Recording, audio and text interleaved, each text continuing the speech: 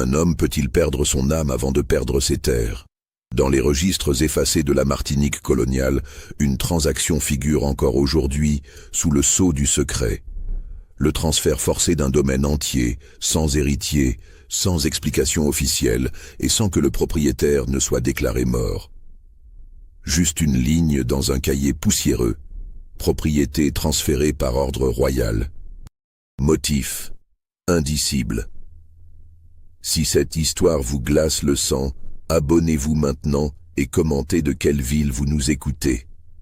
Nous avons besoin de savoir que vous êtes là, avec nous, pour affronter ce qui suit. L'année 1782 marquait le crépuscule d'un monde. Dans les Antilles françaises, la Martinique respirait encore sous le poids d'un système que l'histoire jugerait plus tard avec horreur, mais que les contemporains considéraient comme l'ordre naturel des choses. Les plantations de canne à sucre s'étendaient sur des lieux, découpant le paysage verdoyant en parcelles de servitude et de profit.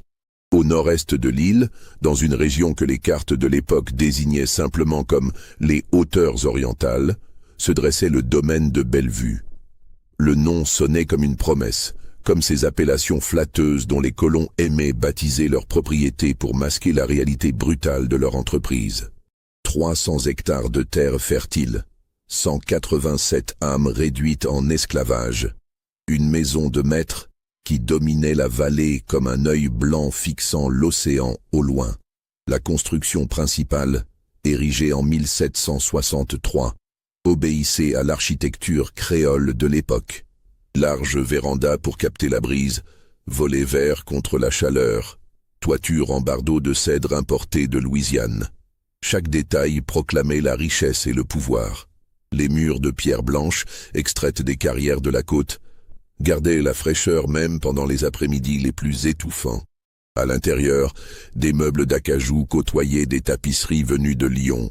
Des candélabres en argent massif illuminaient des soirées où l'on discutait des cours du sucre et des dernières nouvelles de Versailles.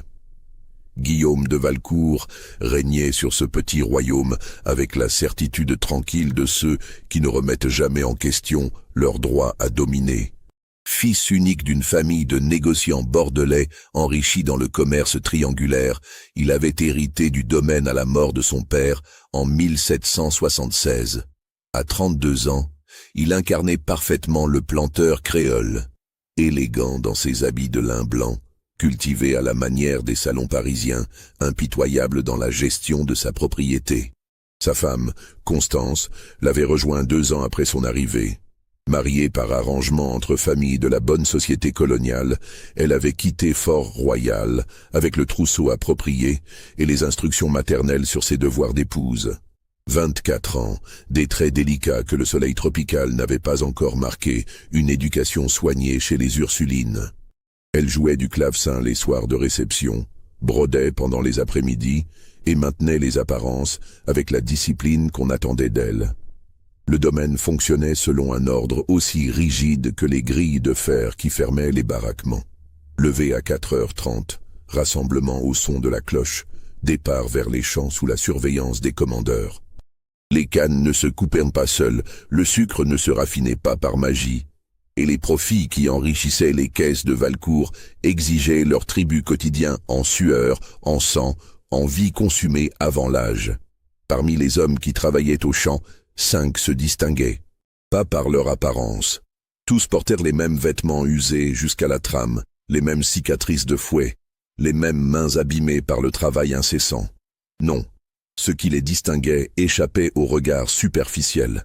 C'était une qualité invisible, une intensité dans le regard, une manière de se tenir droit malgré tout.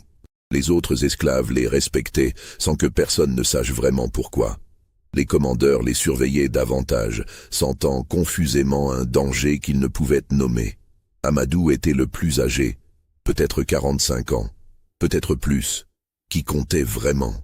Arraché à sa terre natale 20 ans auparavant, il avait survécu à la traversée, aux épidémies, aux punitions. Son dos portait les marques de 3 propriétaires différents, mais son esprit n'avait jamais fléchi. Il savait lire, crime punissable qu'il cachait soigneusement.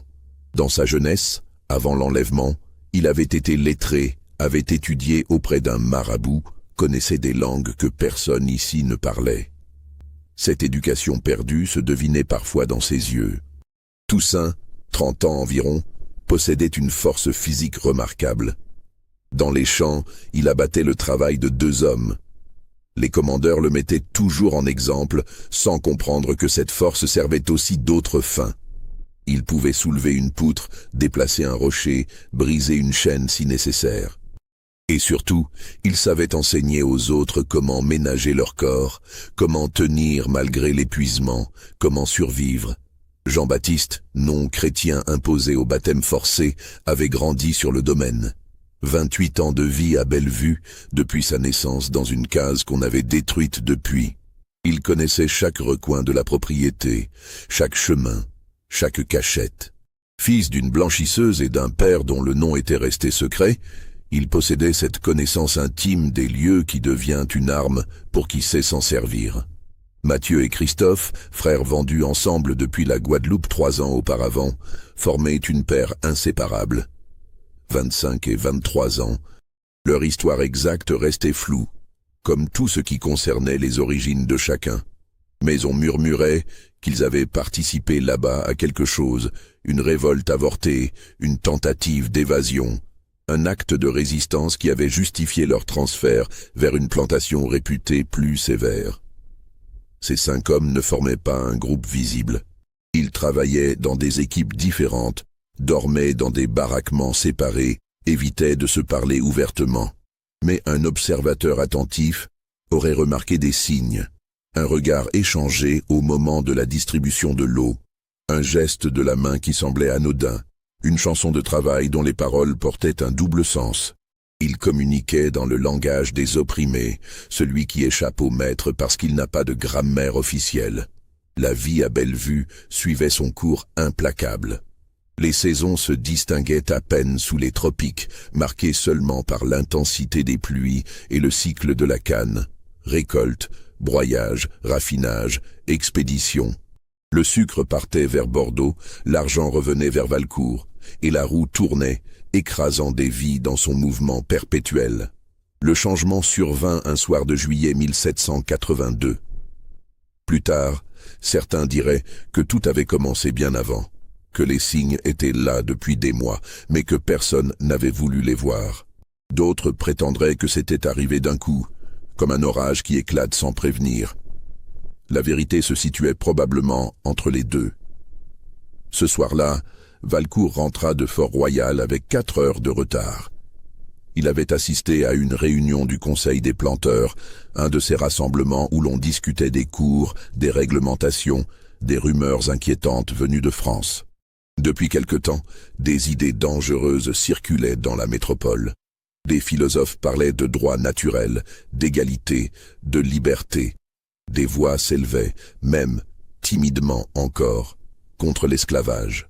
Les planteurs martiniquais suivaient ces développements avec un mélange de mépris et d'anxiété. La réunion s'était prolongée. On avait bu du rhum vieux, fumé des cigares, échangé des propos de plus en plus véhéments au fur et à mesure que l'alcool déliant les langues. Valcourt était remonté dans sa calèche vers 9 heures du soir, légèrement ivre, la tête pleine de discussions sur l'avenir incertain de leur monde. Quand il franchit le portail de Bellevue, la nuit était complètement tombée. Les fenêtres de la maison de maître brillaient doucement à la lueur des chandelles. Tout semblait normal, paisible même. Le cocher l'aida à descendre, et Valcourt traversa la cour d'un pas mal assuré.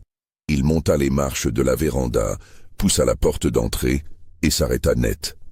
Le silence qui régnait dans la maison avait quelque chose d'anormal. D'habitude, les domestiques s'activaient encore à 7 heures, préparant le souper tardif, rangeant le salon, vaquant à 1000 tâches invisibles mais essentielles.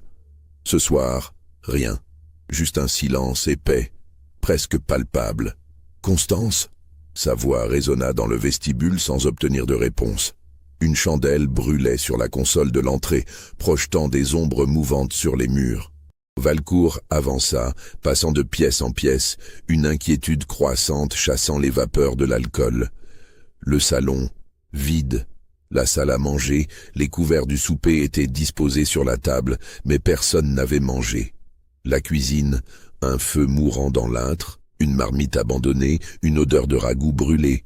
Il grimpa l'escalier 4 à 4, le cœur battant maintenant d'une peur dont il ne comprenait pas encore la nature. À l'étage, les chambres se succédaient, toutes silencieuses, toutes apparemment désertes. Puis il atteignit sa propre chambre, au bout du couloir. La porte était entr'ouverte. Une lumière tremblotante filtrait par l'embrasure. Et des voix, basses, indistinctes, mais indubitablement des voix.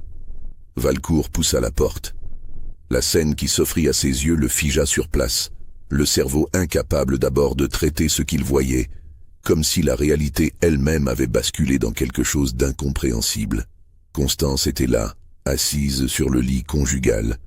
Elle portait encore sa robe du soir, mais ses cheveux défaits tombaient sur ses épaules. Son visage exprimait quoi? Pas de la peur, pas de la honte non plus. Quelque chose d'autre, quelque chose que Valcourt n'avait jamais vu chez elle. Et autour du lit, debout, les bras croisés, parfaitement immobile, se tenaient 5 hommes noirs. Amadou, Toussaint, Jean-Baptiste, Mathieu, Christophe. 5 esclaves dans sa chambre. 5 esclaves qui ne baissaient pas les yeux. 5 esclaves qui le regardaient avec une expression qu'aucun maître n'aurait dû jamais voir sur le visage de ses propriétés. Le temps sembla se suspendre. Dans ce silence chargé d'une tension insoutenable, 1000 questions se bousculaient dans l'esprit de Valcourt sans qu'aucune ne trouve la voie. Que faisait-il là? Comment était-il entré? Où étaient les domestiques, les commandeurs, les surveillants? Et surtout, pourquoi Constance ne criait-elle pas? Ce fut elle qui parla la première, d'une voix calme, presque douce, qui rendit la situation encore plus surréaliste. « Tu rentres tard, Guillaume. » La normalité de ces mots, prononcés comme si de rien n'était, comme si la scène n'avait rien d'extraordinaire, acheva de déstabiliser Valcourt. Il ouvrit la bouche, la referma, cherchant une réponse appropriée à une situation pour laquelle aucun manuel de bonne manière coloniale ne prévoyait de protocole. Comment ose-t-il? Sa voix mourut. Parce qu'au fond de lui, quelque chose de plus primitif que la colère, de plus ancien que l'indignation, venait de s'éveiller. La peur, une peur pure, animale, celle qu'éprouve la proie quand elle réalise soudain qu'elle n'est plus le prédateur. Amadou fit un pas en avant. Son mouvement était lent, mesuré, sans menace apparente, mais chargé d'une autorité tranquille qui retourna complètement la dynamique habituelle. « Monsieur de Valcourt », dit-il d'une voix grave, en détachant chaque syllabe avec une précision qui trahissait son éducation cachée. « Nous devons avoir une conversation. » Le vouvoiement, le ton respectueux, tout cela aurait pu sembler normal dans d'autres circonstances. Mais ici, maintenant, ces marques formelles de politesse sonnaient comme une sinistre parodie de l'ordre social qu'elles étaient censées refléter.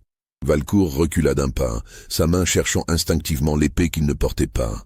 Il réalisa alors qu'il était seul, désarmé, face à 5 hommes dont la force physique surpassait largement la sienne. Des hommes qu'il avait toujours considérés comme du bétail intelligent, mais qui le fixaient maintenant avec des yeux où brillait quelque chose de terriblement humain. « Où sont mes gens ?» réussit-il à articuler. « Où est la garde ?»« En sécurité ?» répondit Toussaint. « Enfermé dans les baraquements. Personne ne viendra. Personne ne doit venir, pas ce soir. » Les implications de ces mots tombèrent sur Valcourt comme une douche glacée. Ce n'était pas une intrusion opportuniste, un acte spontané de rébellion. C'était quelque chose de planifié, d'organisé, de pensé dans les moindres détails. « Une révolte, » murmura-t-il. « Vous êtes tous morts. Vous le savez, n'est-ce pas? Quand les milices viendront, il n'y aura pas de révolte, » coupa Amadou. « Ce serait stupide. Nous serions pendus avant le lever du soleil, et nos corps exposés sur la route comme avertissement. Non, monsieur de Valcourt, nous n'avons pas l'intention de mourir ce soir, ni demain, ni après-demain. Alors quoi? Que voulez-vous? » Constance se leva du lit. Elle traversa la pièce avec une grâce tranquille et vint se placer à côté d'Amadou. Ce simple geste, cette proximité physique entre une femme blanche et un esclave noir, violait tellement de tabous que Valcourt sentit sa tête tourner. « Nous voulons une proposition », dit-elle. Et dans sa voix, il y avait quelque chose de nouveau, quelque chose que Valcourt n'avait jamais entendu pendant leurs 3 années de mariage. De l'assurance, de la détermination, une force qu'il n'avait jamais soupçonnée. Pour comprendre ce qui se déroula cette nuit-là dans la chambre de Bellevue, il faut remonter 6 mois en arrière, au mois de janvier 1782. L'hiver martiniquais, si l'on pouvait appeler ainsi cette période légèrement moins étouffante que le reste de l'année, avait été marqué par des pluies inhabituelles. Les champs détrempés rendaient le travail encore plus pénible, la boue aspirant les pieds à chaque pas, transformant chaque journée en calvaire. Constance avait contracté une fièvre. Rien de grave au début, juste un malaise passager qu'on attribuait au climat. Mais la fièvre avait persisté, s'aggravant, la clouant au lit pendant près de 2 semaines. Le médecin appelé depuis Fort-Royal avait diagnostiqué une infection pulmonaire, prescrit du repos et des tisanes, et prévenu qu'à la Martinique, ces petites maladies pouvaient rapidement devenir fatales si l'on y prenait garde. Valcourt s'était inquiété, à sa manière, qui consistait surtout à s'assurer que les apparences étaient préservées et que son épouse recevait les soins appropriés à son rang. Mais ses affaires l'appelaient. On ne gérait pas un domaine de 300 hectares du chevet d'une malade. Il partait donc tôt le matin, ne rentrait que tard le soir, laissant Constance aux soins des domestiques. C'est pendant cette période que tout avait basculé, même si personne ne s'en était rendu compte sur le moment. Marie-Louise, la domestique principale chargée de veiller sur la maîtresse malade, avait une fille. Élise, 13 ans, enfant né de père inconnu, ou plutôt de père qu'il valait mieux ne pas nommer. Élise aidait sa mère dans ses tâches, apprenait le métier de domestique comme toutes les filles nées en esclavage le long du domaine. Un matin, au retour des champs, Élise n'était pas revenue. Marie-Louise l'avait cherchée partout, d'abord discrètement pour ne pas attirer l'attention, puis avec une angoisse croissante. Quand la nuit était tombée sans nouvelles de sa fille, la femme avait perdu toute retenue, courant d'un baraquement à l'autre, interrogeant tout le monde. C'est Amadou qui l'avait trouvée, dans une remise derrière la sucrerie, recroquevillée dans un coin, le visage tuméfié, la robe déchirée, les yeux vides. Elle ne parlait pas. Elle ne pleurait même pas. Elle restait juste là, tremblante, à fixer un point invisible devant elle. Le commandeur Leroux. Tout le monde le savait, même si personne ne prononça son nom. Leroux, 40 ans, ancien soldat devenu surveillant, connu pour sa brutalité et ses appétits. Il avait déjà fait des victimes, mais toujours parmi les femmes des champs, dont les plaintes ne remontaient jamais jusqu'à la maison de maître. Cette fois, il s'était attaqué à la fille d'une domestique proche de la maîtresse. Marie-Louise était montée jusqu'à la chambre de Constance. Elle s'était agenouillée au pied du lit, avait embrassé les mains de sa maîtresse et entre 2 sanglots, avait tout raconté. Elle suppliait, elle implorait. Justice, protection, n'importe quoi.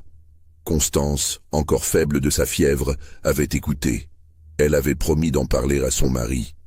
Elle avait fait ce que toute maîtresse bien élevée était censée faire. Exprimer de la compassion, promettre une intervention, et laisser les hommes régler ces affaires désagréables. Mais quand elle en avait parlé à Valcourt, le soir même, la réaction de son époux avait été tout, sauf celle qu'elle attendait. « Leroux est un bon commandeur », avait-il dit sans lever les yeux de ses comptes. Ferme, efficace. On ne trouve pas facilement des hommes capables de tenir les esclaves. Mais Guillaume, cet enfant, ses filles grandissent vite sous les tropiques. Elle a 13 ans, tu dis ? Dans 2 ans, elle sera en âge de se reproduire. C'est le cours naturel des choses. Le cours naturel des choses. La voix de Constance avait tremblé. Tu parles d'un viol. Je parle de discipline. Leroux maintient l'ordre. S'il prend quelques libertés, c'est le prix à payer pour la tranquillité du domaine. Tu ne comprends pas comment ça fonctionne ici, Constance. Tu n'as pas à comprendre. Occupe-toi de ta santé et laisse-moi gérer mes affaires. Il était ressorti. la laissant seule avec ses pensées et sa fièvre qui semblait maintenant moins physique que morale. Cette nuit-là, Constance n'avait pas dormi. Allongée dans l'obscurité, elle avait écouté les bruits de la nuit tropicale, les insectes, les grenouilles, et au loin, très loin, un chant mélancolique qui montait des baraquements. Elle avait pensé à Élise. Elle avait pensé à Marie-Louise. Elle avait pensé à toutes ces femmes dont les vies se déroulaient dans l'ombre de la sienne, invisibles, interchangeables, réduites à leurs fonctions. Et pour la première fois depuis son arrivée à la Martinique, depuis son mariage, depuis toujours peut-être, Constance s'était posé une question terrible. Et si tout cela était mal? Les jours suivants, sa fièvre physique s'était résorbée, mais quelque chose d'autre avait pris sa place. Une fièvre de l'esprit, une agitation intérieure qu'elle ne pouvait nommer. Elle regardait maintenant la maison de maître avec d'autres yeux. Les domestiques qui passaient silencieusement, les plateaux qu'on apportait, les habits qu'on lavait, tout ce balai quotidien lui apparaissait soudain sous un jour différent. Elle avait commencé à parler avec Marie-Louise. Pas les conversations usuelles entre maîtresse et servante, mais quelque chose de plus profond. Elle posait des questions. Elle écoutait les réponses. Et lentement, un monde dont elle n'avait jamais soupçonné l'existence se dévoilait. Marie-Louise lui parlait des autres femmes, de leur vie, de leurs peurs. Elle lui parlait des hommes aussi, de ceux qui résistaient silencieusement, qui gardaient leur dignité malgré tout. Elle avait mentionné Amadou, qui savait lire et qui apprenait en secret à d'autres. Elle avait parlé de Toussaint, qui protégeait les plus faibles, de Jean-Baptiste, qui connaissait tous les secrets du domaine, des frères Mathieu et Christophe, qui refusaient de se laisser briser. Et puis, un soir, elle avait chuchoté quelque chose qui avait glacé Constance. « Madame, il va se passer quelque chose, bientôt. Je ne sais pas quoi exactement, mais je le sens. Il y a trop de colère qui s'accumule, trop de haine. Un jour ça explosera. Une révolte. Peut-être, ou pire. Je ne sais pas, madame, mais j'ai peur. Pour ma fille, pour nous tous, pour vous aussi. » Ces mots avaient hanté Constance pendant des semaines. Elle observait les esclaves avec une attention nouvelle, cherchant des signes de cette rébellion annoncée. Mais tout semblait continuer comme avant. Les chants, le travail, la routine implacable. C'est en mars que tout avait vraiment commencé. Un soir, après le dîner, alors que Valcourt s'était retiré dans son bureau pour fumer, Constance avait surpris une conversation dans la cuisine. 3 domestiques parlaient à voix basse, sans la voir dans l'embrasure de la porte. Elles discutaient d'une réunion qui devait avoir lieu cette nuit-là, dans la vieille distillerie abandonnée au bout du domaine. Des hommes allaient se rassembler, pour parler, pour planifier. Constance aurait dû rapporter immédiatement ces paroles à son mari. C'était son devoir d'épouse, son rôle de maîtresse. Dénoncer toute conspiration, toute velléité de révolte. Mais elle n'avait rien dit. Au lieu de cela, poussée par une impulsion qu'elle ne comprenait pas elle-même, elle avait attendu que la maison s'endorme. Puis, enveloppée dans une cape sombre, elle s'était glissée dehors. La nuit martiniquaise était noire comme de l'encre, sans lune, juste les étoiles qui perçaient difficilement à travers les nuages. Constance avait marché à tâtons, se guidant au bruit des grenouilles et au parfum entêtant des fleurs nocturnes. Elle connaissait le chemin vers la vieille distillerie. Elle était passée devant 100 fois pendant ses promenades diurnes. Quand elle s'était approchée du bâtiment délabré, elle avait vu de la lumière filtrer entre les planches disjointes. Des voix, basses et graves, résonnaient à l'intérieur. Constance s'était cachée derrière un mur effondré, le cœur battant si fort qu'elle craignait qu'on ne l'entende. À travers une fissure dans le mur, elle pouvait voir une partie de la scène intérieure. Ils étaient une quinzaine d'hommes assis en cercle autour d'une lanterne. Amadou parlait debout, dessinant quelque chose dans la poussière du sol avec un bâton. Les autres écoutaient avec une attention intense. Constance ne pouvait pas entendre distinctement toutes les paroles, mais elle saisissait des bribes. Des mots comme liberté, dignité, risque, Sacrifice. Amadou semblait expliquer quelque chose de complexe, un plan qui nécessitait patience et coordination. La violence est leur domaine, disait-il. Ils ont les armes, les lois, l'habitude de tuer sans conséquence. Si nous les affrontons sur ce terrain, nous perdrons. Nous devons être plus intelligents. Alors quoi? La voix de Toussaint, reconnaissable à sa profondeur. On accepte? On continue à vivre comme du bétail? Non. On trouve un autre chemin. Un chemin qui ne mène pas à notre mort collective. Un chemin qui nous donne une chance de survie. Et peut-être plus. Quel chemin? C'était Jean-Baptiste qui posait la question. Amadou avait souri, un sourire étrange, presque triste. Le chemin de leur propre destruction. Ils ne le voient pas, mais leur monde est en train de s'effondrer. En France, les idées changent. Les lois vont changer. Pas demain, pas la semaine prochaine, mais ça vient. Notre rôle n'est pas de les tuer. Notre rôle est de survivre jusqu'à ce que leur système s'écroule de lui-même. Et en attendant, on subit. En attendant, on se prépare, on apprend, on s'organise. Et quand viendra le moment, et il viendra, on sera prêt. La conversation avait continué, mais Constance n'écoutait plus vraiment. Son esprit tourbillonnait. Ces hommes qu'elle avait toujours considérés comme de simples possessions, des outils vivants, parlaient de philosophie, de stratégie, d'avenir. Ils pensaient, ils planifiaient, ils espéraient. Elle était retournée à la maison sans se faire repérer, s'était glissée dans son lit et était restée éveillée jusqu'à l'aube, bouleversée par ce qu'elle avait entendu. Les semaines suivantes, quelque chose avait changé en elle. Elle ne pouvait plus regarder les esclaves du domaine avec les mêmes yeux. Chaque fois qu'elle croisait Amadou ou l'un des autres, elle se souvenait de cette nuit, de leurs voix graves discutant de liberté dans l'obscurité. Et lentement, imperceptiblement, une idée folle avait germé dans son esprit. Les mois qui suivirent furent marqués par une transformation silencieuse. À la surface, rien ne changeait. Bellevue continuait de fonctionner selon sa routine implacable. Les cannes poussaient, étaient récoltées, transformées en sucre. Les bateaux partaient vers la France. L'argent rentrait. Guillaume de Valcourt gérait ses affaires avec la même efficacité froide, assistait aux réunions du Conseil des planteurs, recevait ses pairs lors de dîners élégants. Mais sous cette apparence de normalité, des courants invisibles se mettaient en mouvement, comme des courants sous-marins qui préparent le raz de marée. Constance avait commencé à observer, non plus avec les yeux distraits d'une maîtresse coloniale, mais avec l'attention d'une personne qui cherche à comprendre un monde qu'on lui avait soigneusement caché.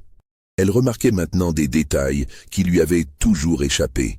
La manière dont les esclaves communiquaient par gestes, les chansons aux paroles codées, les regards échangés qui contenaient des conversations entières.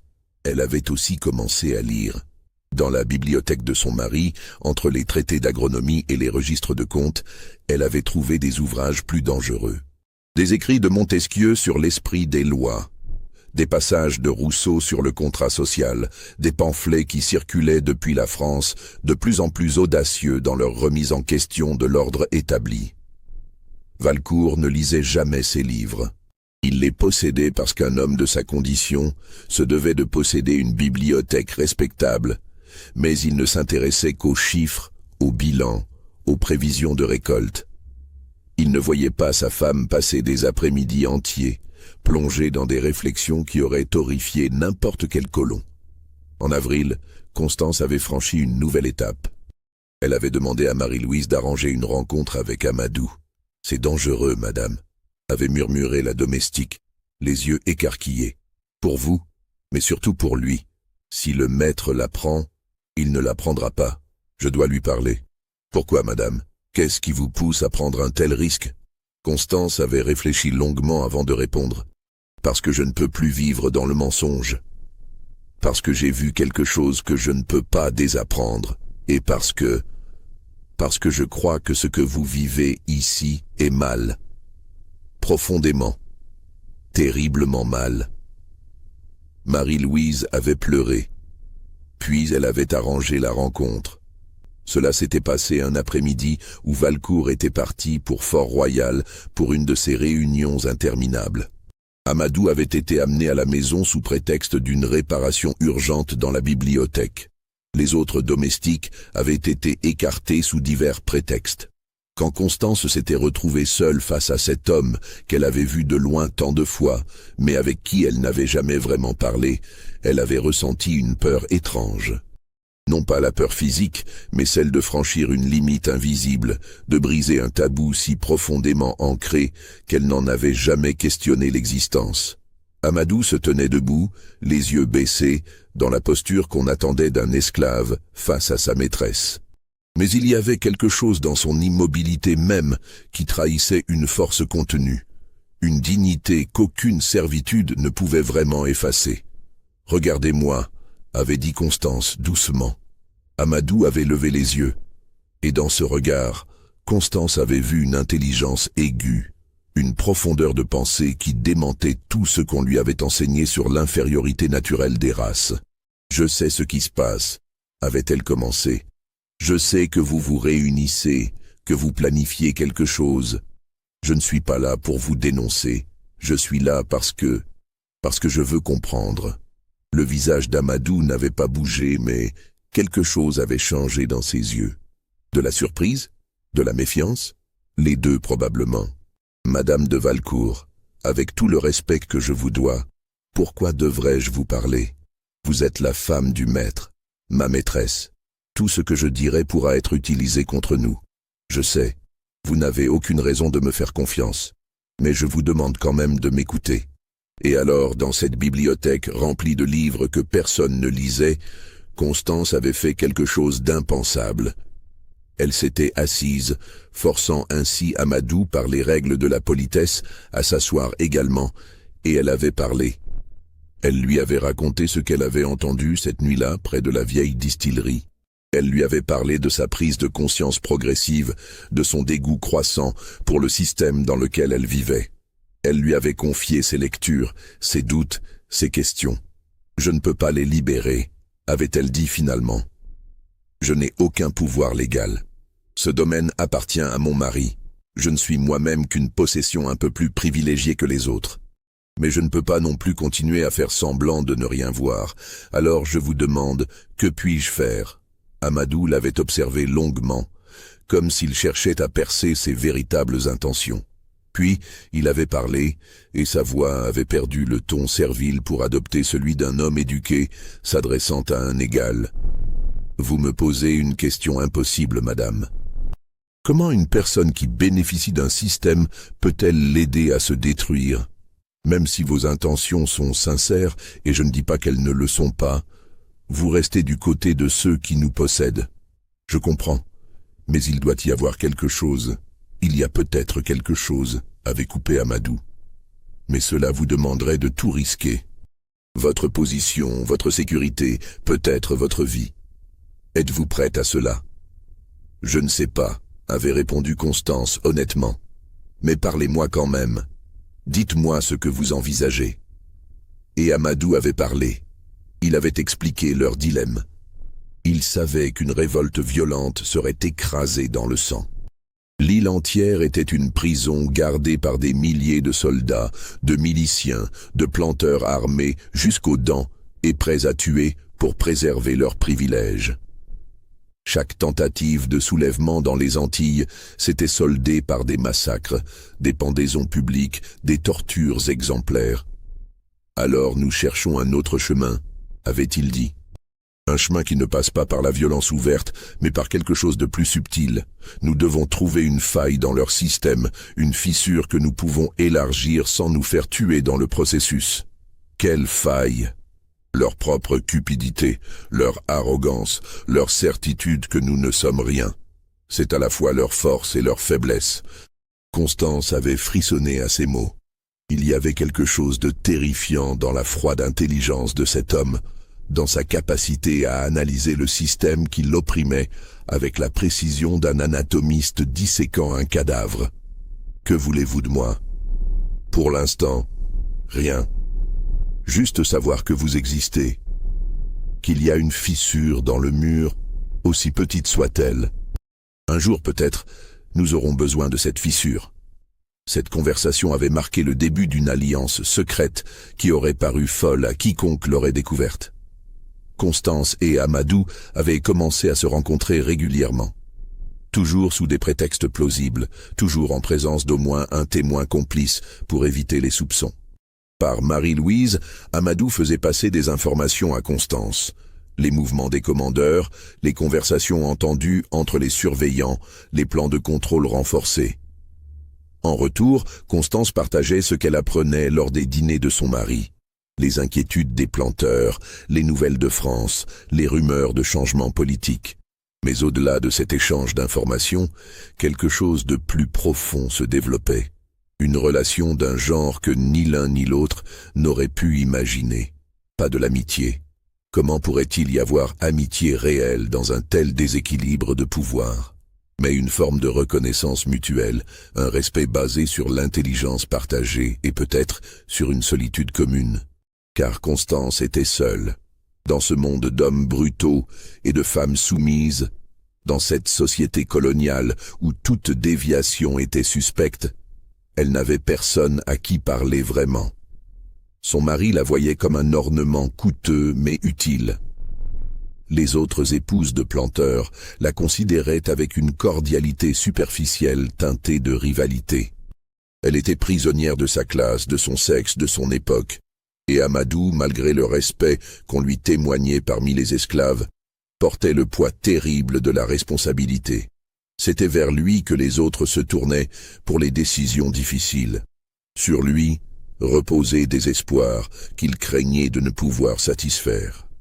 Il était seul au sommet d'une pyramide d'oppression, le plus conscient peut-être de l'impossibilité de leur situation. Les semaines passaient. Mai arriva, puis juin. La chaleur devenait insoutenable. Les pluies se faisaient rares et la tension montait imperceptiblement. Plusieurs incidents mineurs avaient éclaté. Un commandeur blessé dans des circonstances mystérieuses, un incendie dans une réserve de matériel, des outils qui disparaissaient. Valcourt avait réagi en renforçant la surveillance, en augmentant les punitions pour les infractions mineures. L'atmosphère du domaine devenait de plus en plus oppressante, comme avant un orage qui tarde à éclater. C'est alors qu'Amadou avait exposé son plan à Constance. Il se trouvait dans le jardin derrière la maison de maître, prétendument en train de discuter de l'entretien des parterres. Marie-Louise montait la garde à distance, prête à donner l'alerte si quelqu'un s'approchait. « Il y a une chose que les maîtres valorisent plus que tout », avait dit Amadou à voix basse. « Plus que l'argent, plus que la terre, l'honneur, leur réputation, l'idée qu'ils se font d'eux-mêmes. »« Je sais », avait répondu Constance. « Mon mari passerait des heures à discuter de préséance, de lignée, de respectabilité. » Exactement. Et c'est là que nous pouvons les frapper. Pas avec des armes, pas avec la violence, mais en détruisant ce qui fait leur identité. Comment? Amadou avait regardé autour de lui avant de continuer, sa voix devenant encore plus basse. En créant une situation tellement scandaleuse, tellement incompréhensible pour leur vision du monde, qu'elle les paralysera. Une situation où agir selon leurs lois les détruira socialement, mais où ne pas agir les détruira moralement. Je ne comprends pas. Pas encore. Mais vous comprendrez. Parce que cette situation, Madame de Valcourt, vous en serez le centre. Et moi, et 4 autres hommes que j'ai choisis soigneusement, nous en serons les instruments. Constance avait senti un frisson glacé descendre le long de sa colonne vertébrale. De quoi parlez-vous exactement? D'un scandale si immense qu'il forcera votre mari à choisir entre tout perdre publiquement ou tout perdre privément. D'une transgression si absolue que les règles habituelles ne s'appliqueront plus. D'un piège qui se refermera sur lui en utilisant ses propres préjugés comme ressort. Amadou, vous me faites peur. Bien, car ce que je propose est effrayant. Mais c'est aussi peut-être notre seule chance. Notre seule chance de sortir d'ici vivant et libre. Il avait alors exposé son plan. Et à mesure qu'il parlait, Constance sentait l'horreur et la fascination se mêler en elle. C'était monstrueux. C'était brillant. C'était d'une audace folle. Et cela pourrait marcher. Vous me demandez de... Elle n'arrivait pas à terminer la phrase. Je vous demande de participer à votre propre scandale. de devenir, aux yeux de votre monde, la pire chose qu'une femme blanche puisse être, de détruire votre réputation, votre place dans la société, tout ce qui fait votre identité actuelle. Et en échange, nous gagnons notre liberté, les 5 hommes qui participeront à cela, et peut-être d'autres. Et vous, madame, vous gagnez quelque chose de plus rare encore, la possibilité de devenir qui vous êtes vraiment, au lieu de ce que votre naissance vous a forcé à être. Comment pouvez-vous être sûr que ça marchera? Je ne peux pas. C'est un pari. Le pari le plus dangereux que j'ai jamais fait. Si ça échoue, nous mourrons. Tous. Mais si nous ne faisons rien, nous mourrons de toute façon. Juste plus lentement, plus misérablement. Constance avait demandé du temps pour réfléchir. Amadou lui avait donné 1 semaine. Ces 7 jours avaient été les plus torturants de sa vie. Elle tournait et retournait le plan dans son esprit, en examinant chaque aspect, chaque risque, chaque implication. Elle pensait à ce qu'elle avait à perdre. Son confort, sa sécurité, sa place dans le seul monde qu'elle avait jamais connu. Elle pensait aussi à ce qu'elle avait à gagner. La possibilité de vivre selon ses propres convictions, de ne plus être complice d'un système qu'elle abhorrait. Et elle pensait à Élise, la fille de Marie-Louise, dont les yeux vides hantaient encore ses nuits. Au bout de 7 jours, elle avait convoqué Amadou. « Je le ferai », avait-elle dit simplement. « Dites-moi ce que je dois faire. » Les préparatifs avaient pris 2 mois. 2 mois pendant lesquels chaque détail avait été soigneusement planifié, chaque contingence envisagée, chaque risque évalué. Amadou ne laissait rien au hasard. Il savait qu'il n'aurait qu'une chance et que la moindre erreur signifierait leur mort à tous. Il avait commencé par choisir les 4 autres hommes qui participeraient au plan. Le choix était crucial. Il fallait des hommes en qui il pouvait avoir une confiance absolue, qui comprenaient les enjeux, qui étaient prêts à risquer leur vie pour une chance de liberté. Mais il fallait aussi des hommes dont la participation renforcerait l'impact du scandale qu'ils allaient créer. Toussaint avait été le premier choix évident. Sa force physique était légendaire sur le domaine, mais plus important encore, il possédait un courage tranquille qui ne vacillait jamais. Amadou lui avait exposé le plan lors d'une de leurs réunions secrètes dans la vieille distillerie. « Tu comprends ce qu'on te demande ?» avait dit Amadou. « Il ne s'agit pas de violence, il s'agit de théâtre. De créer une image si choquante que leur monde s'effondrera. » Toussaint avait hoché la tête lentement. « Je comprends, et je suis prêt. Si cela peut nous libérer, moi et mes frères, je ferai ce qu'il faut. » Jean-Baptiste avait été plus difficile à convaincre. Né sur le domaine, il avait passé sa vie entière à naviguer dans les interstices du système, à survivre en restant invisible. L'idée de se placer volontairement au centre d'un scandale allait contre tous ses instincts. « C'est de la folie », avait-il murmuré quand Amadou lui avait expliqué. « Ils nous tueront, lentement, douloureusement, en exemple pour tous les autres. Peut-être, ou peut-être pas. C'est le pari. Pourquoi moi? Pourquoi me choisir pour cette chose? Parce que tu connais ce domaine mieux que quiconque. Parce que tu sais où se cachent les secrets, où sont enterrés les cadavres métaphoriques. Et parce que j'ai besoin de quelqu'un qui peut penser vite si les choses tournent mal. » Jean-Baptiste avait fini par accepter, mais Amadou voyait la peur dans ses yeux. Une peur légitime, raisonnée, qui ne diminuait en rien son courage. Les frères Mathieu et Christophe avaient accepté ensemble, comme ils faisaient tout. Leur histoire à la Guadeloupe restait mystérieuse, mais Amadou savait qu'ils avaient déjà fait face à la mort et qu'ils ne la craignaient plus de la même manière que les autres. « Si ça peut nous sortir de cet enfer, » avait dit Mathieu, « alors on le fera. » « Et si ça ne marche pas, au moins, on aura essayé, » avait ajouté Christophe. « Mieux vaut mourir debout que vivre à genoux. » Avec les 5 hommes réunis, Amadou avait commencé à coordonner les détails. Il fallait d'abord établir un réseau de complicité parmi les autres esclaves. Pas tout le monde. Trop de gens au courant augmenterait les risques de fuite. Mais suffisamment pour assurer le silence au moment crucial et pour neutraliser les commandeurs et surveillants le soir venu. Marie-Louise était devenue le lien entre Constance et le groupe. Elle transmettait les messages, coordonnait les rencontres, servait de guet. Sa fille, Élise, toujours marqué par son traumatisme, mais trouvant dans cette entreprise une forme de vengeance silencieuse, l'aidait. Constance, de son côté, devait préparer le terrain psychologique. Elle avait commencé à se montrer plus distante avec son mari, à manifester une mélancolie croissante. Valcourt, absorbé par ses affaires et peu intéressé par les états d'âme de sa femme, n'y prêtait qu'une attention distraite. Il attribuait ses humeurs aux caprices naturels des femmes, aggravés peut-être par le climat tropical. « Tu devrais voir le médecin », lui avait-il dit un jour. « Ces langueurs ne sont pas saines, un tonique peut-être. » Constance s'était contentée de hocher la tête, laissant son mari croire qu'il comprenait la situation. En parallèle, Amadou orchestrait une série de petits incidents destinés à augmenter la tension sur le domaine. Rien de spectaculaire, juste assez pour mettre les nerfs de tout le monde à vif. Un outil cassé ici, un retard inexpliqué là, une chanson un peu trop audacieuse qui se propageait dans les champs. Valcourt réagissait en augmentant la surveillance, en durcissant les punitions. Le commandeur Leroux, qui n'avait jamais été inquiété pour son agression sur Élise, se montrait de plus en plus brutal, comme s'il sentait confusément que son autorité était menacée.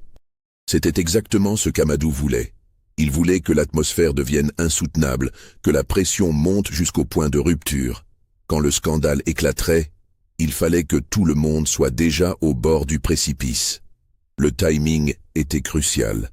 Ils avaient choisi le soir du 15 juillet pour une raison précise. C'était le jour où Valcourt devait assister au conseil des planteurs à Fort-Royal, une réunion qui durait généralement jusque tard dans la soirée. Cela leur donnerait le temps de mettre en place tous les éléments sans être dérangés. Le matin du 15 juillet, Constance s'était réveillée avec une clarté d'esprit étrange. La peur était toujours là, bien sûr, mais atténuée par quelque chose de plus fort, la détermination. Elle avait fait son choix. Elle irait jusqu'au bout. Elle avait pris son petit déjeuner avec Valcourt comme d'habitude. Ils avaient échangé les banalités habituelles. Elle lui avait souhaité une bonne journée. Il était parti vers 9 heures, ne se doutant de rien. Dès que sa calèche avait disparu au bout de l'allée, les choses s'étaient mises en mouvement. Marie-Louise avait discrètement fait passer le mot aux complices. Un à un, sous divers prétextes, les gens clés avaient quitté leur poste. Les commandeurs avaient reçu des messages les appelant à différents endroits du domaine pour des urgences fictives. Les surveillants s'étaient retrouvés confrontés à des problèmes qui nécessitaient leur attention immédiate. À midi, le plan entrait dans sa phase critique. Amadou et les 4 autres hommes avaient discrètement convergé vers les baraquements principaux.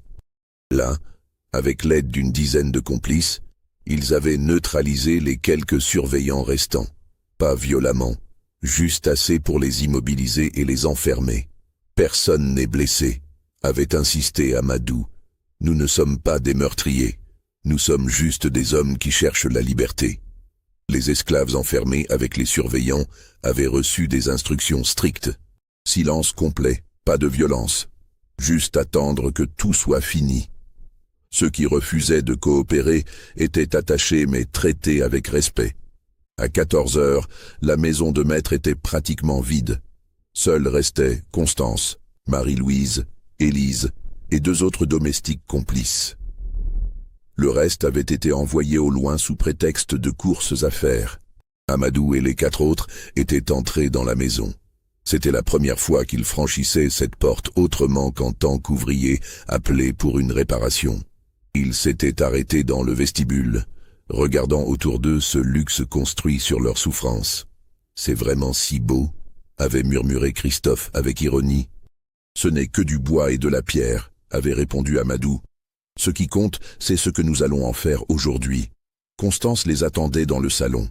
Elle portait une de ses plus belles robes, comme si elle se préparait pour une réception. Dans un sens, c'était exactement ce qu'elle faisait. « Vous êtes sûr ?»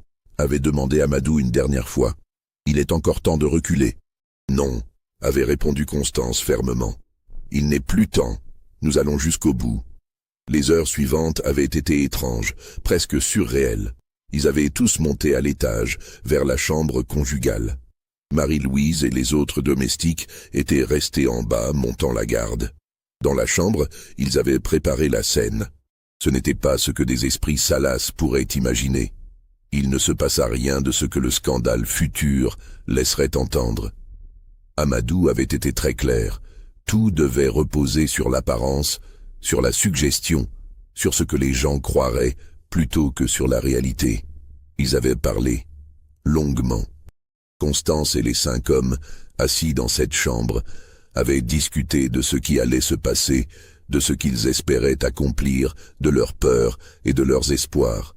C'était une conversation extraordinaire qui brisait toutes les barrières de race, de classe, de genre que leur société avait érigées.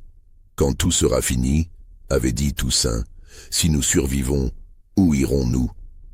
Loin, avait répondu Amadou, très loin. Peut-être en France où les lois sont en train de changer, peut-être ailleurs, mais loin d'ici. Et vous, madame, avait demandé Jean-Baptiste à Constance. Vous réalisez que vous ne pourrez jamais revenir, que votre vie telle que vous la connaissez sera finie. Ma vie telle que je la connais est déjà finie, avait répondu Constance. Elle s'est terminée le jour où j'ai compris que je vivais dans le mensonge. Maintenant je veux découvrir qui je peux être dans la vérité. Ils avaient continué ainsi jusqu'au crépuscule, construisant non seulement une mise en scène, mais aussi, d'une certaine manière, une compréhension mutuelle. Ces heures passées ensemble dans cette chambre avaient créé quelque chose d'inattendu. Un lien étrange entre des personnes que tout aurait dû séparer. Quand le soir était tombé, ils avaient finalisé les préparatifs. La chambre devait avoir l'air d'avoir été le théâtre de quelque chose de scandaleux. Des draps froissés, des vêtements épars, des chandelles brûlées, tous les signes d'une transgression inimaginable. Mais la réalité était bien différente. Ce qui s'était vraiment passé dans cette chambre n'était pas une orgie, mais une révolution silencieuse. Un acte de résistance qui utilisait les préjugés de leurs oppresseurs comme arme contre eux-mêmes. À 9 heures, un guetteur avait signalé l'approche de la calèche de Valcourt. « Il arrive », avait dit Marie-Louise depuis le bas de l'escalier. « Vous êtes prêts ?» Amadou avait regardé les autres. Tous avaient hoché la tête. « Nous sommes prêts », avait-il dit. « Que les dés soient jetés. » Ils avaient pris position dans la chambre, exactement comme prévu. Constance assise sur le lit, les 5 hommes debout autour d'elle. Pas menaçant, pas agressif, juste présent, comme s'ils avaient tout le droit d'être là. Et alors, ils avaient entendu la porte d'entrée s'ouvrir en bas. Les pas de Valcourt résonnant dans le vestibule, sa voix appelant sa femme. Le piège se refermait. Si vous avez frissonné à ce moment crucial, laissez un commentaire maintenant et dites-moi ce que vous pensez qu'il va se passer. Et abonnez-vous si vous voulez connaître la suite de cette histoire qui a changé le destin de tous ces personnages. Le monde de Guillaume de Valcourt s'effondra dans le temps qu'il fallut à son cerveau pour enregistrer la scène devant lui. 5 secondes peut-être. 5 secondes pendant lesquelles tout ce qu'il croyait savoir sur l'ordre des choses, sur sa place dans le monde, sur la nature même de la réalité, se désintégra comme du papier jeté au feu. Il y avait des mots pour ce qu'il voyait. Des mots obscènes, impensables, qui violaient toutes les lois de la nature et de la société. Mais ces mots refusaient de se former dans son esprit, comme si la seule pensée de les articuler pouvait contaminer son âme. Qu'est-ce que... Il commença, mais sa voix se brisa. Constance le regardait avec un calme qui était peut-être la chose la plus terrifiante de toute cette scène. Pas de honte, pas de peur, juste une sérénité étrange, presque surnaturelle. « Assieds-toi, Guillaume, dit-elle. Nous devons parler. » Parler? Le mot sortit comme un rugissement. Parler? Tu... avec eux, dans ma maison, dans ma chambre. Il ne pouvait pas finir ses phrases. Les mots se bousculaient, se heurtaient, explosaient en fragments incohérents. Sa main cherchait instinctivement une arme qui n'était pas là. Ses jambes tremblaient sous lui. Amadou fit un pas en avant. Le mouvement était lent, mesuré, mais Valcourt recula comme s'il avait été menacé par un prédateur. « Monsieur de Valcourt, » dit Amadou de sa voix grave et cultivée, « vous devez nous écouter maintenant. Votre vie en dépend. Notre vie en dépend. » Tout dépend de ce qui va se passer dans les prochaines minutes. Ma vie. Valcourt avait retrouvé sa voix, et avec elle toute l'arrogance de sa classe. Ma vie, c'est la vôtre qui ne tient qu'à un fil. Vous êtes morts, tous les 5, pendus, écorchés, brûlés. Et toi, Constance, tu seras enfermée, déclarée folle, rayée de toute société respectable. Peut-être, dit Amadou calmement. Ou peut-être pas. Tout dépend de ce que vous allez choisir de faire maintenant. Choisir? Je n'ai rien à choisir. La loi est claire. Vous avez violé, souillé, profané. Nous n'avons rien fait de tel, coupa Constance. Sa voix était ferme maintenant, presque dure. Rien de ce que tu imagines n'est arrivé. Mais peu importe la vérité, n'est-ce pas? Ce qui compte, c'est ce que les gens croiront. Valcourt la fixa, essayant de comprendre. Et que croiront-ils? Exactement ce que tu crains qu'ils croient, dit Amadou. À moins que tu ne fasses ce que nous allons te demander. C'est alors que la véritable nature du piège devint claire pour Valcourt. Ce n'était pas une révolte, ce n'était pas un acte de violence, c'était quelque chose de bien plus sophistiqué, de bien plus dangereux. Un chantage. Vous, il cherchait ces mots. Vous avez tout planifié, cette scène, pour me faire chanter. Non, dit Constance doucement, pour te donner un choix. Un choix que tu n'aurais jamais dû avoir à faire, mais que les circonstances rendent nécessaire. Valcourt se laissa tomber sur une chaise près de la porte, ses jambes ne le portant plus. Son esprit travaillait frénétiquement, évaluant la situation, cherchant une issue. « Expliquez, dit-il finalement. Expliquez-moi votre folie avant que je ne vous fasse tous exécuter. » Amadou et Constance échangèrent un regard. Puis Amadou parla, et ce qu'il dit résonna dans la chambre comme une sentence de mort pour l'ancien monde. Voici la situation, monsieur de Valcourt. En ce moment même, plus de 40 personnes sur ce domaine savent exactement ce qui se passe dans cette chambre. Elles savent où nous sommes. Elles savent depuis combien de temps nous sommes ici. Et elles peuvent témoigner, si on le leur demande, de ce qu'elles ont vu ou cru voir. Des esclaves, cracha Valcourt, leur témoignage ne vaut rien devant un tribunal. Devant un tribunal, non, acquiesça Amadou.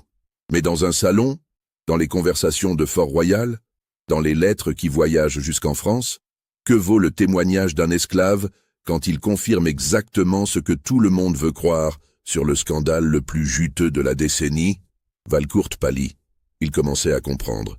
Imaginez, continua Amadou, sa voix prenant une tonalité presque hypnotique. Imaginez ce qui se passera si vous faites ce que votre première impulsion vous dicte. Si vous nous faites arrêter, juger, exécuter, il y aura un procès, public, où tous les détails seront exposés. Votre femme dans cette chambre avec 5 esclaves noirs, pendant des heures. Que pensez-vous que les gens imagineront? Que croiront-ils s'être passé? Rien ne s'est passé, hurla presque Valcourt. Mais qui le croira? Demanda Constance. Moi? Une femme qui sera décrite comme une dévergondée, une folle, une traîtresse à sa race? Eux? Des esclaves dont la parole ne compte pas? Ou toi, Guillaume? Toi, le mari trompé, humilié, souillé par association? La vérité s'abattit sur Valcourt comme une masse. Quoi qu'il fasse, il était détruit. S'il rendait public ce qui venait de se passer, son nom deviendrait synonyme de honte. S'il gardait le silence, il resterait prisonnier de ce secret, toujours à la merci de ceux qui le connaissaient. « Que voulez-vous » demanda-t-il, sa voix réduite à un murmure. Amadou tira de sa poche un document plié. Il le déposa sur la table de nuit. « Voici un acte d'affranchissement, pour nous 5, signé, daté, authentifié par votre sceau. En échange, nous partons. Ce soir, nous disparaissons, et cette histoire disparaît avec nous. Et si je refuse ? Alors demain matin, chaque esclave de ce domaine aura entendu une version encore plus scandaleuse de ce qui s'est passé cette nuit. D'ici une semaine, toute la Martinique le saura. D'ici un mois, la nouvelle atteindra la France. Et votre nom, monsieur de Valcourt, sera détruit. Pas seulement le vôtre, celui de votre famille, de vos descendants. Pour toujours, vous me demandez de libérer des esclaves qui m'ont menacé, qui ont piégé ma femme. Je ne suis pas piégé, intervint Constance. Je suis libre. Pour la première fois de ma vie, je suis libre. Et je pars avec eux, Guillaume, que tu signes ou non. Ces mots frappèrent Valcourt plus durement que tout ce qui avait précédé. Sa femme, sa propriété, son honneur incarné. Elle le quittait, pour eux. « Tu es folle », murmura-t-il. « Non, j'ai enfin retrouvé ma raison. J'ai passé 3 ans dans le mensonge, Guillaume. 3 ans à faire semblant que ce que nous faisions ici était normal, acceptable, justifiable. Je ne peux plus, je ne veux plus. Et où iras-tu? Que feras-tu? Une femme seule, sans ressources, déshonorée. Je ne serai pas seule, dit Constance en regardant les 5 hommes autour d'elle. Et quant au déshonneur, je préfère être déshonoré dans la vérité qu'honoré dans le mensonge. Valcourt les observa tous. Ces 5 hommes qui auraient dû trembler devant lui, qui auraient dû baisser les yeux, qui auraient dû accepter leur place dans l'ordre des choses. Et sa femme, qui aurait dû être docile, obéissante, conforme. Il réalisa alors quelque chose de terrible. Il avait déjà perdu. Peu importait ce qu'il signerait ou ne signerait pas. Peu importait ce qu'il ferait des prochaines heures. Le monde qu'il connaissait, celui où il était maître absolu, était déjà mort. Il y a une autre condition, dit Amadou. Ce domaine. Nous voulons qu'il soit transféré, pas à nous bien sûr, nous ne sommes rien légalement, mais à une fiducie. Une administration qui libérera progressivement les esclaves et les rémunérera pour leur travail. C'est impossible, c'est ma propriété, mon héritage. C'était votre propriété, maintenant c'est le prix de votre silence, et du nôtre. Jamais. Je préfère tout perdre que... Alors vous perdrez tout, dit calmement Amadou. Mais réfléchissez bien, monsieur de Valcourt. Si vous signez, vous pouvez quitter cette île. Vous pouvez retourner en France, inventer une histoire plausible. Votre femme est morte d'une fièvre. Vous avez vendu le domaine, incapable de supporter les souvenirs. C'est triste, certes, mais pas déshonorant.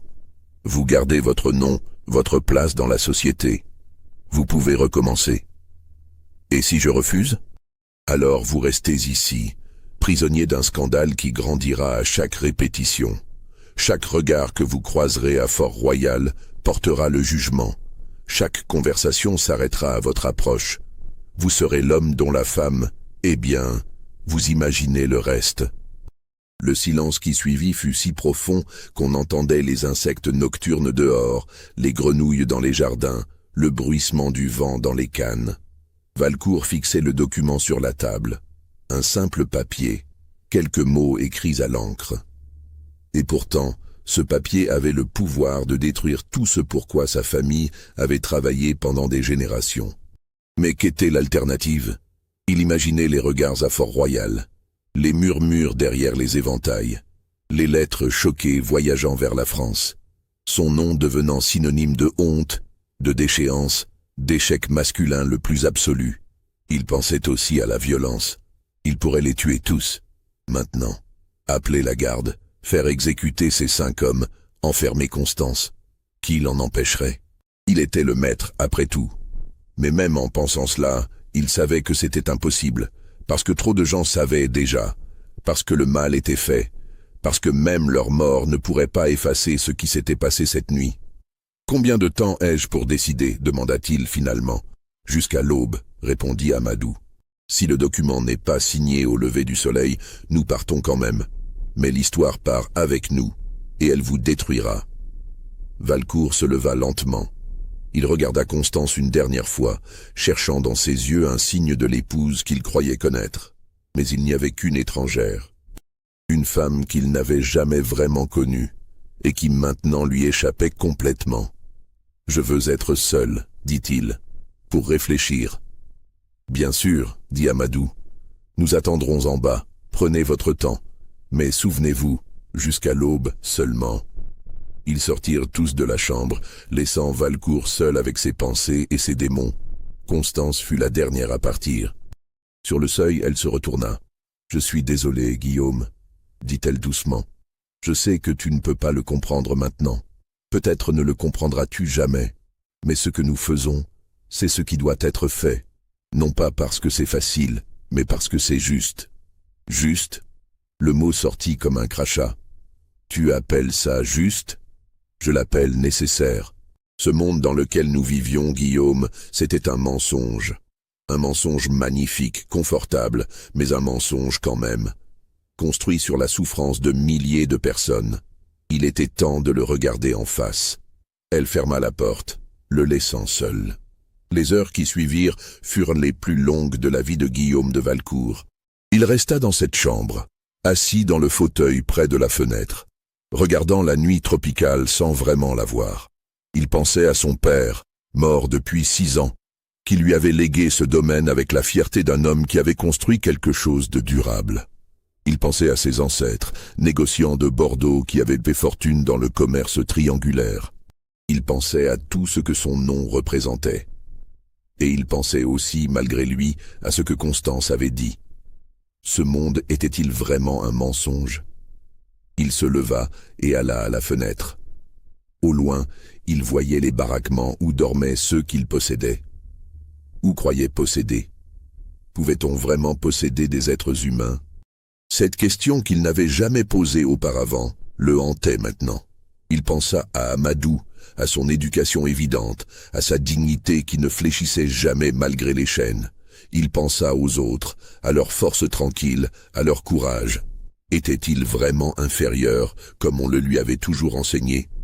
Ou cette infériorité n'était-elle qu'une fiction commode pour justifier l'injustifiable? Les premières lueurs de l'aube commencèrent à poindre à l'horizon. L'ultimatum touchait à sa fin. Il devait choisir. D'une main tremblante, Valcourt descendit l'escalier. Dans le salon, ils étaient tous là. Les 5 hommes, debout, silencieux. Constance, assise près de la fenêtre. Marie-Louise et quelques autres domestiques, témoins de cette scène historique. Valcourt s'approcha de la table où était posé le document. Il le prit, le lut lentement, chaque mot résonnant comme un clou dans le cercueil de son ancienne vie. Puis, sans un mot, il prit la plume, la trempa dans l'encrier et signa. Le grattement de la plume sur le papier sembla remplir toute la pièce.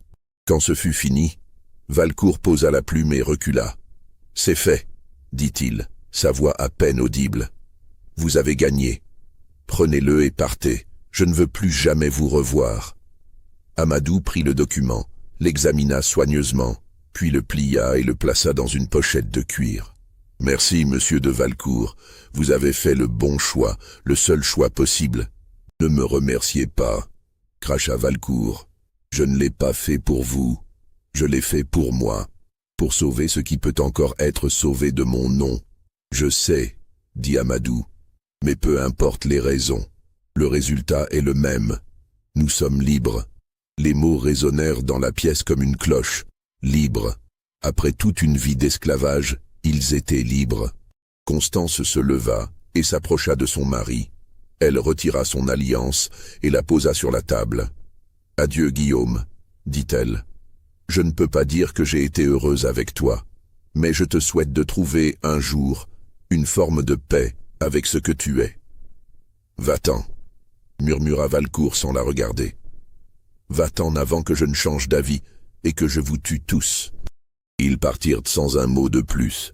Les 6 silhouettes disparurent dans l'aube naissante, marchant vers une vie nouvelle dont personne ne pouvait prédire le cours. Valcourt resta seul dans le salon, entouré par le luxe qui n'avait soudain plus aucun sens.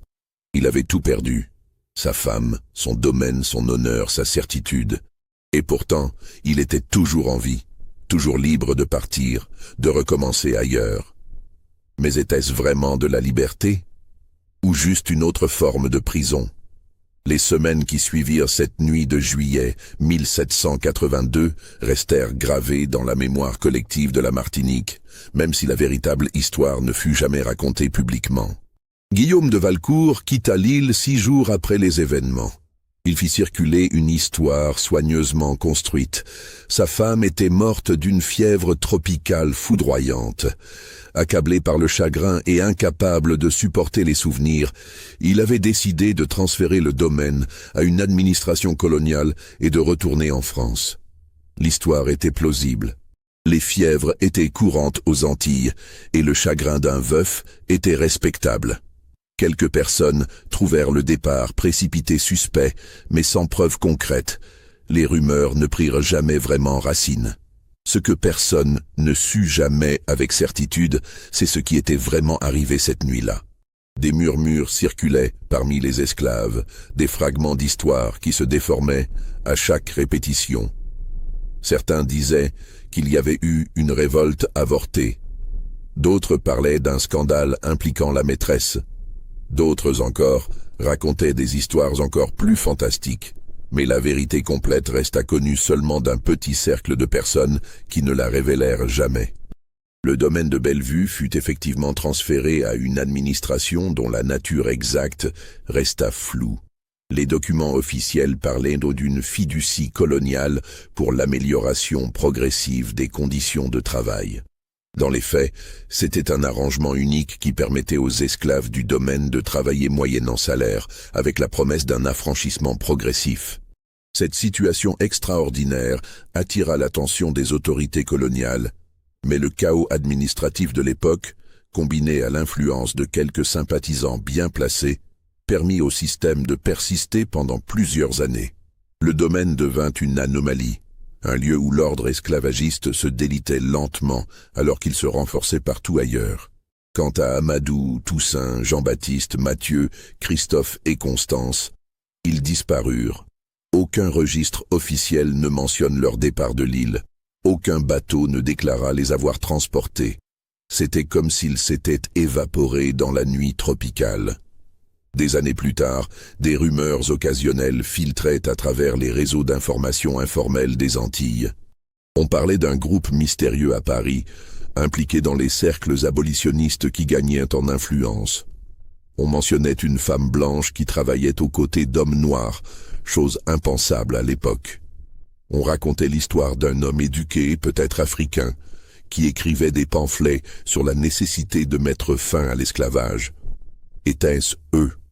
Personne ne pouvait le dire avec certitude. Les noms étaient différents, les descriptions trop vagues. Mais ceux qui connaissaient la véritable histoire de Bellevue se demandaient parfois si les 6 fugitifs n'avaient pas trouvé un nouveau combat, une nouvelle manière de lutter contre le système qui les avait opprimés. Guillaume de Valcourt, lui, retourna effectivement en France. Il s'installa à Bordeaux, dans la maison familiale que son père lui avait laissée. Il vécut discrètement, évitant les cercles sociaux, refusant les invitations. Ceux qui le croisaient parlaient d'un homme vieilli prématurément, hanté par quelque chose qu'il ne nommait jamais. Il ne se remaria pas, il n'eut pas d'enfant.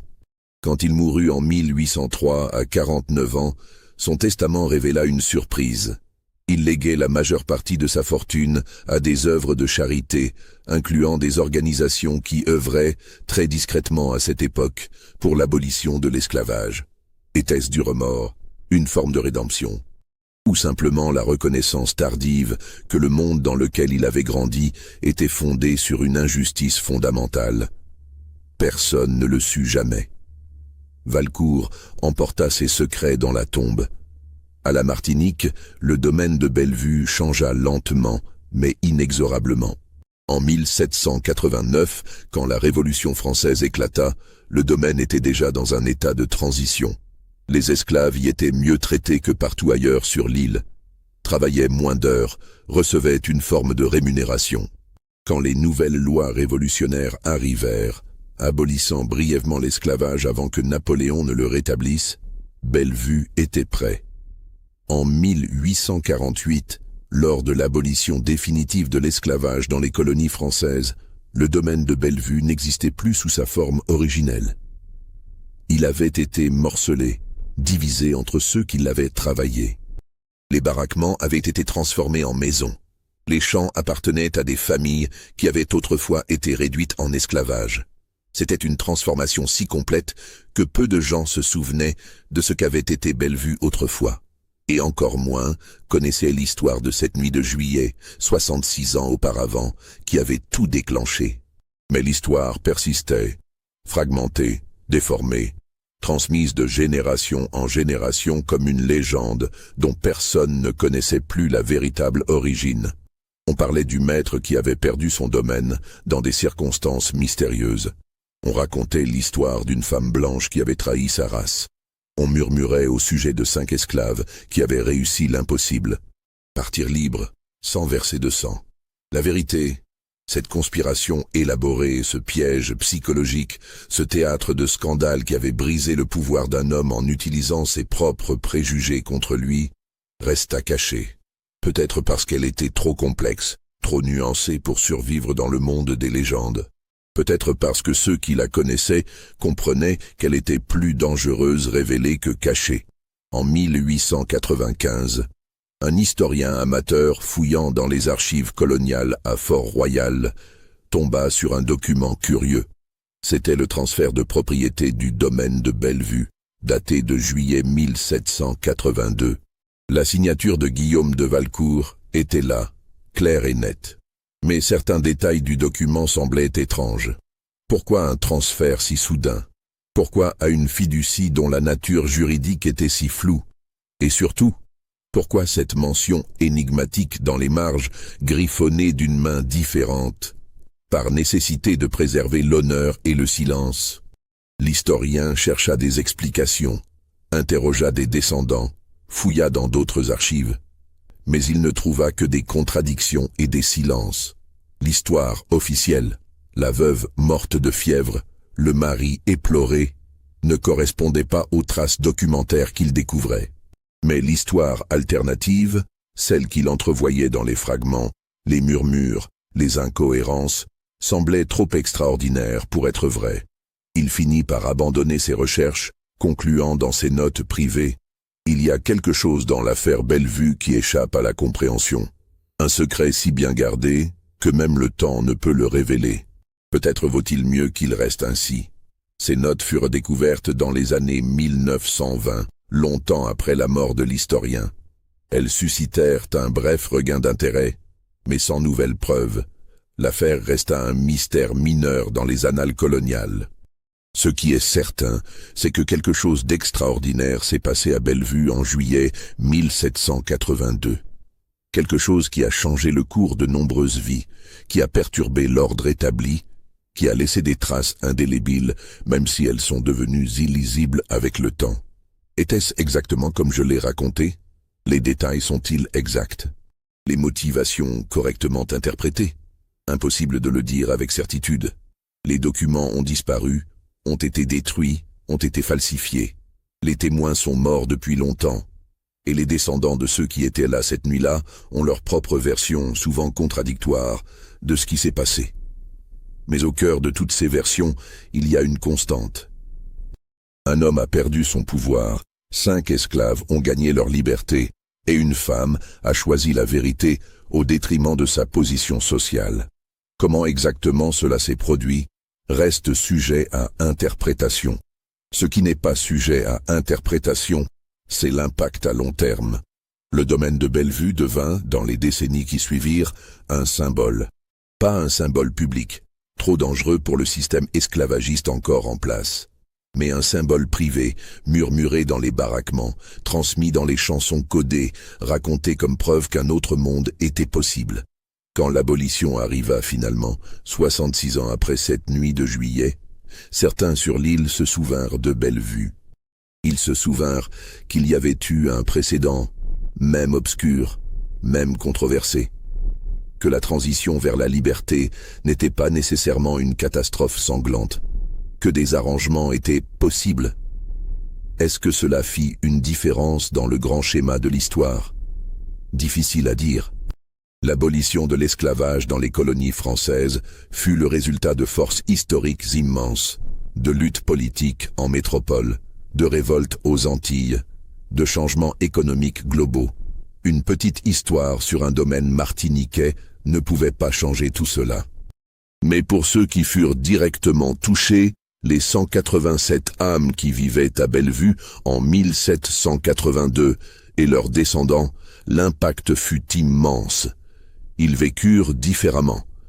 Ils travaillèrent dans des conditions moins brutales. Ils eurent un aperçu de ce que pourrait être la liberté avant que la liberté ne soit officiellement accordée. Et peut-être, dans l'histoire plus large de la résistance à l'esclavage, dans ce récit souvent invisible de 1000 petites rébellions, de 1000 actes de défi quotidiens, de 1000 manières de préserver sa dignité face à l'oppression, l'histoire de Bellevue occupe une place particulière. Non pas comme une victoire éclatante, mais comme une victoire subtile. Une victoire qui n'a pas détruit le système, mais qui a créé une fissure dans son armure. Une fissure par laquelle, éventuellement, la lumière a pu pénétrer. Quant à Constance, Amadou et les autres, leur destin final reste inconnu. Ont-ils vraiment atteint la France? Ont-ils participé aux mouvements abolitionnistes qui gagnaient en force? Ont-ils vécu assez longtemps pour voir l'abolition qu'ils avaient espérée? Ou ont-ils péri en mer, victimes de l'un des nombreux dangers qui guettaient les voyageurs clandestins? Ont-ils été repris, réduits à nouveau en esclavage, malgré leurs papiers d'affranchissement? Ont-ils simplement disparu dans l'immensité du monde, leurs traces effacées par le temps et l'oubli? Les registres ne le disent pas. Les archives gardent le silence. Et peut-être est-ce mieux ainsi. Peut-être que leur véritable victoire n'était pas dans ce qu'ils sont devenus après, mais dans ce qu'ils ont fait cette nuit-là, dans le courage d'imaginer un autre monde, de risquer tout pour le rendre réel, même brièvement, même imparfaitement. Il y a une dernière pièce du puzzle, découverte par hasard dans les archives d'une petite paroisse près de Bordeaux. Un registre de baptême datant de 1788 contient une entrée curieuse. Une femme prénommée Constance, sans nom de famille mentionné, a servi de marraine lors du baptême d'un enfant métis, dont les parents ne sont pas identifiés. Le prêtre a noté dans la marge « Femme de condition incertaine mais d'éducation évidente », a insisté pour le baptême malgré l'opposition de certains paroissiens, a payé généreusement pour les frais d'église. Est-ce la même Constance? La coïncidence des dates et des circonstances est troublante. Mais aucune preuve définitive ne lie cette entrée à l'ancienne Madame de Valcourt. Ce qui est certain, c'est que cette femme, qui qu'elle fût, a défié les conventions sociales pour aider un enfant que la société rejetait. Un dernier acte de rébellion peut-être. Ou simplement la continuation d'un choix fait 6 ans auparavant sur une île tropicale. Les dernières traces documentaires de l'affaire Bellevue datent de 1810. Un notaire de Fort-Royal, rédigeant un inventaire des propriétés coloniales pour le gouvernement, nota avec perplexité que l'ancien domaine de Bellevue n'existait plus en tant qu'entité légale unique. Il avait été fragmenté, morcelé, transformé en quelque chose que les catégories juridiques de l'époque ne pouvaient pas vraiment saisir. Une anomalie administrative, écrivit-il. Résultat d'arrangements privés dont la nature exacte échappe à la documentation officielle. Recommande de classer le dossier comme résolu par obsolescence. Et c'est ainsi que l'histoire officielle se termina. Par une note bureaucratique sèche, par un classement administratif, par l'oubli institutionnel. Mais les histoires ne meurent jamais vraiment. Elles se transforment, se déforment, deviennent des légendes, des murmures, des questions sans réponse. Dans les familles descendant des esclaves de Bellevue, on raconte encore parfois l'histoire du maître qui a tout perdu en une nuit. Les détails varient. Certains disent qu'il a été maudit. D'autres parlent d'une révolte secrète. D'autres encore mentionnent un pacte avec des forces qu'ils ne nomment pas clairement. Mais tous s'accordent sur un point. Quelque chose s'est passé à Bellevue. Quelque chose qui a changé le cours des choses. Quelque chose qui prouve que même dans le système le plus oppressif, des fissures peuvent apparaître. Et à travers ces fissures, parfois, la liberté peut se faufiler. Alors, cette histoire est-elle vraie? A-t-elle vraiment eu lieu comme je l'ai raconté? Ou n'est-ce qu'une reconstruction, une interprétation de fragments épars, une tentative de donner du sens à des documents contradictoires et à des silences éloquents? Je vous laisse décider. Les archives sont là, imparfaites et incomplètes. Les traces existent, floues et ambiguës. Et quelque part entre les faits vérifiables et les légendes transmises, entre les documents officiels et les histoires murmurées, se trouve peut-être la vérité sur ce qui s'est passé à Bellevue en juillet 1782. Une vérité qui commence avec un homme certain de son pouvoir, qui continue avec 6 personnes imaginant l'impossible, et qui se termine avec un domaine disparu et des vies transformées. Une vérité qui nous rappelle que l'histoire n'est pas seulement faite par les puissants, mais aussi par ceux qui ont le courage de défier les certitudes de leur époque. Et vous, qu'en pensez-vous? Cette histoire vous semble-t-elle plausible? Croyez-vous qu'elle ait pu vraiment se produire? Commentez ci-dessous vos réflexions, abonnez-vous à cette chaîne si ces mystères historiques vous fascinent, et partagez cette histoire avec ceux qui, comme vous, se demandent ce qui se cache vraiment derrière les silences de l'histoire officielle. Car au final, les histoires les plus troublantes ne sont pas celles des fantômes et des malédictions. Ce sont celles qui auraient pu être vraies, celles qui peut-être l'ont été.